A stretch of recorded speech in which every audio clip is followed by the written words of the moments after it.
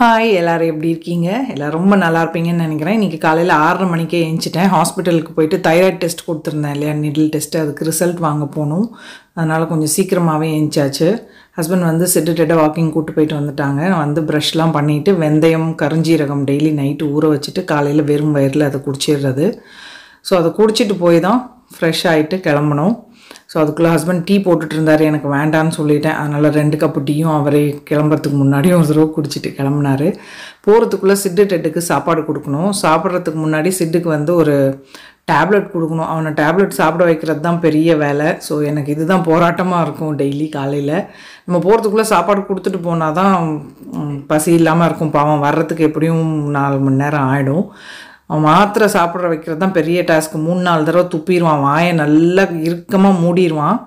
So நல்ல வாயை திறந்து உள்ளே கொண்டு போய் தொண்டைக்குழின்னு சொல்லுவாங்க இல்லையா, அங்கே வச்சுட்டு வாயை கொஞ்சம் பிடிச்சாதான் முழுங்குவான். அப்படின்னு சில டைம் துப்பிடுவான். பாருங்கள், ஒரு தடவை துப்பிட்டான். 2-3 அட்டம்ப்ட்டுக்கு அப்புறமா தான் முழுங்கினான். இது ஒரு பெரிய டாஸ்க்கு. அபி இருந்தான்னா கொடுப்பான், இல்லைன்னா நான் தான் சாப்பிட வைக்கிறது.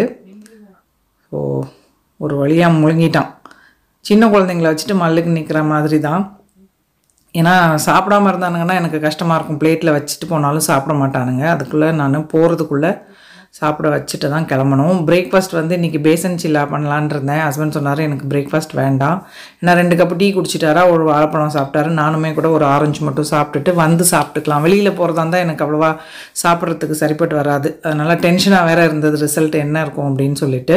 பனிமலர் மெடிக்கல் காலேஜில் தான் போய் பார்ப்போம். ஹாஸ்பிட்டல் வந்து ரொம்ப சூப்பராக இருக்குது. நீட்டாக மெயின்டைன் பண்ணுறாங்க. டாக்டர்ஸ் எல்லாமே நல்லா கவனிக்கிறாங்க. ஹெல்த் செக்கப் எல்லாம் 2 வருஷமாக இங்கே தான் பண்ணிகிட்ருக்கேன். ஸோ அங்கே போய் வேலையெல்லாம் முடிஞ்சது. கிட்டத்தட்ட 11:30க்கு மேலே ஆச்சு. வீட்டுக்கு வர்றதுக்கு 12 மணி ஆகிடுச்சு. செம்ம பசி. வந்ததுமே கை காலெலாம் கழுவிட்டு முதல் வேலையாக குக்கரில் சாதமும் பீர்க்கங்காய் கடையிறதுக்கு அதுவும் வச்சுட்டு கத்திரிக்காய் வந்து வறுத்துட்ருக்கேன். கொஞ்சமாக மோரும் தாளிச்சிடலான் இருக்கேன். காலையில் பிரேக்ஃபாஸ்ட்லாம் பண்ணணும், விலாக் எடுக்கலாம் தான் நைட்டு பிளான் பண்ணியிருந்தேன். திடீர்னு வேணான்னு சொன்னனால பிளான் மாறிடுச்சு. வந்துட்டுமே ஐயோ விலாக் எடுத்துகிட்டு இருந்தோமேனு சாதம்லாம் வச்சதுக்கப்புறம் தான் ஞாபகம் வந்தது. சரி கண்டினியூ பண்ணலாம் அப்படின்ட்டு கொஞ்சம் வேலை ஸ்டார்ட் பண்ணதுக்கப்புறமா எடுத்துகிட்ருக்கேன். கத்திரிக்காயில் உப்பு போட்டனா இல்லையான்னு ஞாபகம் இல்லை. அடிக்கடி இந்த மாதிரி மறதி ஆகிடுது. தோசைக்கல்லும் அப்படியே ஆஃப் பண்ணாமல் போய் உட்காந்துருவேன். உங்களுக்கு யாருக்காவது இந்த மாதிரிலாம் நடக்குமா அப்படின்னு கமெண்ட்டில் சொல்லுங்கள். சரி காரம்லாம் போட்டுடலாம். வதங்கினதுக்கப்புறமா வாயில் வச்சு பார்த்துட்டு தேவைப்பட்டதுன்னா திருப்பி உப்பு சேர்க்கலான்னு. கடைசியில் உப்பு போட்டிருக்கல நான். அப்புறமா லாஸ்ட்டாக தான் திருப்பியும் உப்பு சேர்த்தேன். ஏன்னா உப்பு பாருங்கள், நம்ம மறதியாக 2 தடவை போட்டுட்டோம் அப்படின்னா வாயில் வைக்க விளங்காது.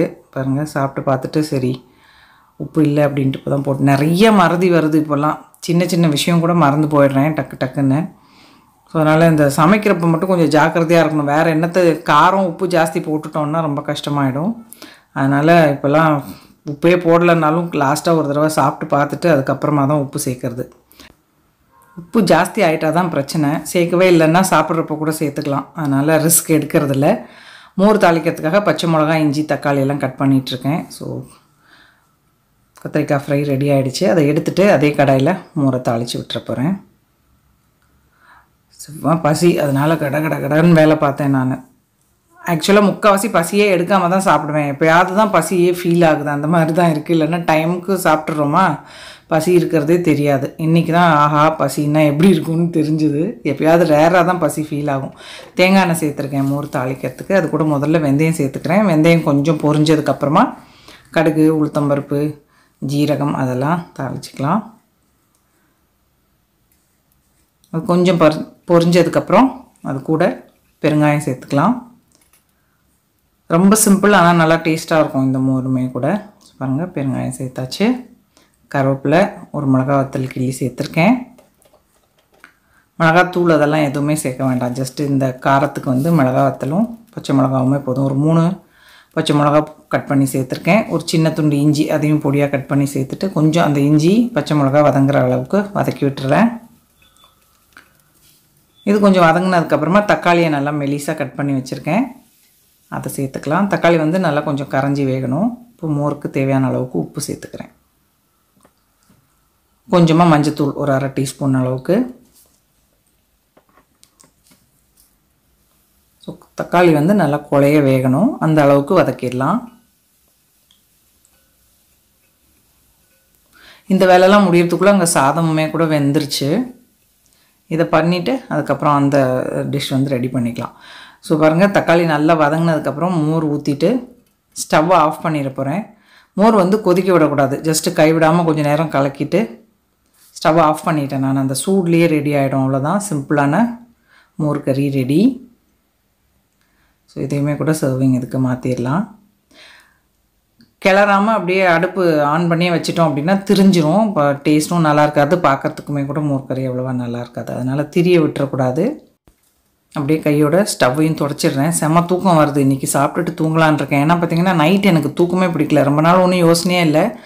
இந்த தைராய்டு டெஸ்ட்டு, நீடில் டெஸ்ட் பயாப்சிக்கு அனுப்பியிருந்தாங்க பார்த்திங்களா. எனக்கு பயம், ஐயோ என்ன ரிசல்ட் வருமோ அப்படின்னு சொல்லிட்டு. அதனால் தூக்கமே வரல. 3 மணிக்கு மேலே தான் தூங்கினேன். 6:30க்கே ஏஞ்சிட்டேன்னா அதனால் ஒரு 2-3 மணி நேரம் தூங்கினது. செம்ம டயர்டாகவும் இருந்தது, தூக்கமாகவும் வருது. பசி வேறு ஒரு பக்கம். அதனால் சாப்பிட்டுட்டு ஒரு 1/2 அன் ஹவர் உட்காந்துட்டு இன்றைக்கி படுத்து தூங்கணும்னு பிளான் பண்ணியிருக்கேன். ஸோ அதனால் இந்த கிச்சன் வேலையெல்லாம் பாக்கி வைக்காமல் அப்பப்போ கையோட முடிச்சிடலான்ட்டு இந்த பக்கம் ஸ்டவ் ஃபுல்லுமே தொடச்சி க்ளீன் பண்ணியாச்சு. ஸோ அதுக்குள்ளே குக்கர்லேயும் ஸ்டீம் போயிடுச்சு. ரைஸும் அது கூடவே பார்த்திங்கன்னா பீர்க்கங்காய் கடையிறதுக்கு 2 பீர்க்கங்காய், 2-3 மிளகா வத்தல், ஒரு தக்காளி, கொஞ்சமாக புளி, வெங்காய வடகம் இருக்கு இல்லையா, அது உப்பு சேர்த்துட்டு வேக வச்சுருக்கேன். அதை வந்து மத்து வச்சு கடையெல்லாம் இல்லைன்னா மிக்சியில் கூட அடிச்சுக்கலாம். ஸோ பாருங்கள், ரொம்ப டேஸ்ட்டாக இருக்கும். சாத்து கூட பிசைஞ்சு சாப்பிட்றதுக்கு புடலங்காய், பீர்க்கங்காய் எல்லாம் செய்யலாம். இது பேர் புல்லகூரை அப்படின்னு சொல்லுவாங்க. ஸோ அதை வந்து பிளெண்டர் வச்சு நல்லா இது பண்ணிட்டேன். இப்போ என்ன பண்ணணும் அப்படின்னா ஸ்டவ் ஆன் பண்ணிவிட்டு ஒரு 2 ஸ்பூன் நல்லெண்ணெய் ஊற்றி ஒரு கொதி வந்ததும் இறக்கிட்டோம் அப்படின்னா பீர்க்கங்காய் கடையல் ரெடி. புல்லகூரை அப்படின்னு சொல்லுவாங்க. எங்கள் ஊர் சைடில் இந்த மாதிரி செய்வாங்க. வெங்காயம் வடகம் சேர்த்தா தான் இது டேஸ்ட்டாக இருக்கும். கருவேப்பிலை, கொத்தமல்லி இலை பார்த்திங்கன்னா வேக வச்சதுக்கப்புறம் அரைக்கிறதுக்கு முன்னாடி சேர்த்துருந்தேன். நல்லா ஒரு கைப்பிடி மல்லி இலையும் கொஞ்சமாக கருவேப்பிலையும் சேர்த்துட்டு மிக்ஸ் பண்ணிட்டோம் அப்படின்னா சூப்பராக இருக்கும். இது கூட கத்திரிக்காய் வறுவல் வந்து சூப்பர் காம்பினேஷன். என் ஹஸ்பண்டுக்கு ரொம்ப பிடிச்சது இது. ஸோ நல்லாயிருக்கும்.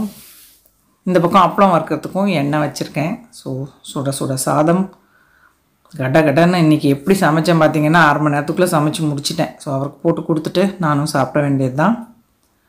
காம்பினேஷன் ரொம்ப நல்லாயிருக்கும். இன்றைக்கி பசி வேறு பார்த்திங்களா. பசியில் சாப்பிட்டோம் அப்படின்னா எதுனாலுமே நல்லா அமிர்தமாக இருக்கும்னு சொல்லுவாங்க. அந்த மாதிரி தான் இருந்தது. செம்ம காம்பினேஷன், சூப்பராகவும் வந்திருந்தது. இன்றைக்கி சிம்பிளான சமையல் தான், பட் பசியோடு சாப்பிட்டதில் ரொம்ப டேஸ்ட்டாக இருந்தது. சாப்பிட்டுட்டு நல்லா 6 மணி வரைக்கும் தூக்கம் போட்டு எந்திரிச்சேன். ஹோப் இந்த வீடியோ உங்கள் எல்லாருக்கும் பிடிச்சிருக்கும்னு நினைக்கிறேன். பிடிச்சிருந்ததுன்னா லைக் பண்ணுங்கள், ஷேர் பண்ணுங்கள், மறக்காமல் நம்ம சேனலுக்கு சப்ஸ்கிரைப் பண்ணிக்கோங்க. இவ்வளோ நேரம் இந்த வீடியோ பார்த்தவங்க எல்லாருக்கும் என்னுடைய நன்றி, வணக்கம். Love you all.